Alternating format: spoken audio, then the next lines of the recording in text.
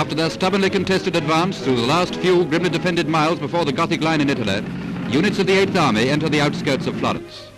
Even so, the Germans still offer stiff resistance, though this can only cause the useless destruction of historic buildings, and the fall of the town is a foregone conclusion. Tanks nose their way forward towards the city and the enemy. The foot sluggers are never far behind.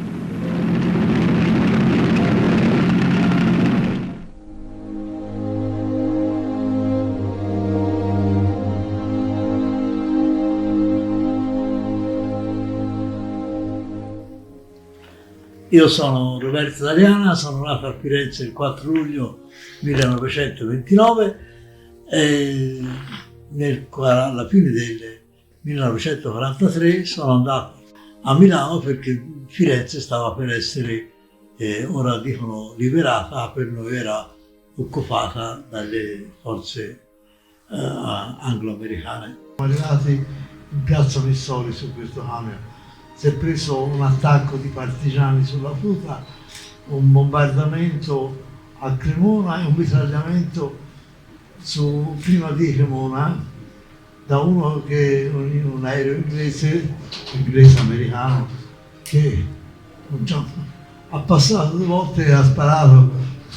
Noi eravamo usciti da camion, non ha preso neanche un camion, ha tirato fuori, si vede l'arriamo perché noi non si sparava nulla. Allora sono arrivato a Milano, poi sono andato a Tiene e poi dopo prima si è dormito, ora è salto, e poi sono ritornato a Milano. Arrivato a Milano nei primi mesi del 1944 mi sono arruolato nelle Fiamme Bianche, come tutti avrebbero dovuto fare quelli della mia età. E come tale io sono stato fino alla fine della Repubblica Sociale Italiana in Milano ed ho operato insieme alle Brigate Nere perché era così che si muoveva le cose. Come tutti i periodi di guerra, noi abbiamo svolto un'azione di parapoliziesca, cioè noi andavamo di aiuto alle Brigate Nere quando c'era bisogno di fare qualcosa. E questo qualcosa logicamente erano azioni contro i partigiani, che noi si chiamavano ribelli, perché per noi erano ribelli. Io posso dire che noi siamo stati attaccati dai civili, che l'eroismo dei partigiani era quello lì di aggredire noi le forze regolari vestiti in borghese. E noi certamente non si poteva sparare a tutti i civili che c'era intorno a noi, come si faceva a sapere se quello era un ribelle o no. Noi si reagiva nelle maniere adatte quando venivamo attaccati. E comunque io non rimpiango quello che io ho fatto, perché per me era l'onore dell'Italia che andava salvaguardato nei confronti dell'alleato germanico, che è stato tradito in maniera proprio brutale da Badoglio, il quale dal re assicurarono alle truppe tedesche che noi avremmo continuato la guerra, mentre invece stavano già firmando l'attacco fatto dalle nostre truppe, che erano fedeli a lui, agli alleati, che fino al il giorno avanti eravamo a combattere un alleato, un nemico, e poi ci siamo ritrovati anzi ci sono ritrovati i tedeschi a dover controbattere gli italiani che erano. E allora noi non abbiamo accettato questa cosa, perché l'onore degli italiani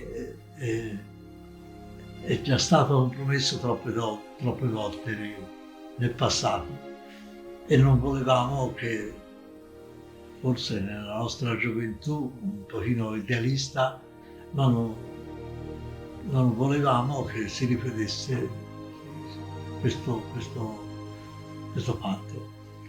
E pertanto io sono qui a testimoniare quel poco che noi abbiamo fatto, ma perché in fin dei conti la Repubblica ha avuto 1 anno e mezzo di vita e per una cosa o un'altra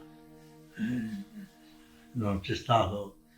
Tant'è vero, a Milano fu fatto anche un corpo speciale, i battaglioni d'assalto delle Fiamme Bianche, con il capitano Gai, che avevamo un documento in cartoncino marrone dove era scritto in italiano e tedesco, ma non abbiamo avuto tempo di assaltare nulla, perché poi purtroppo siamo arrivati alla fine.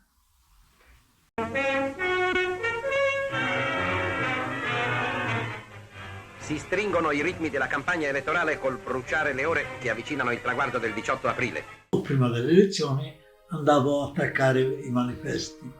Una sera, una mattina, a un bar dove allora si andava nei bar rionali, il barista mi conosceva e mi ha detto, dice, stai attento te la sera andare ad attaccare i manifesti, dice, perché ti pagano. Pagare vuol dire me li danno. Ah, io ti ringrazio, dico, ma te li conosci? Dice sì. Ma mi potresti dire chi sono? No, dice, ma te li conosci? Sì, li conosco. Allora fammi un piacere, tu le dici che io stasera alle 1 vado ad attaccare i manifesti. Però c'è un fatto, io ho un manganello così. Chi si arriva questa notte, mi arriva vicino dopo le 1, io mentre sono, io gli lascio andare una manganellata. Se c'entra va bene, se non c'entra pazienza, mi dispiace. E non si è visto nessuno. Io sono andato anche nella Casa del Popolo a Andrea del Sarto, che l'ho impiastricciata tutta, e dopo c'è un cancello interno che è una trappola. Ti dirai, ma non avevi paura? Sì, un po' di timore l'avevo, ma d'altra parte chi ha paura non va alla guerra.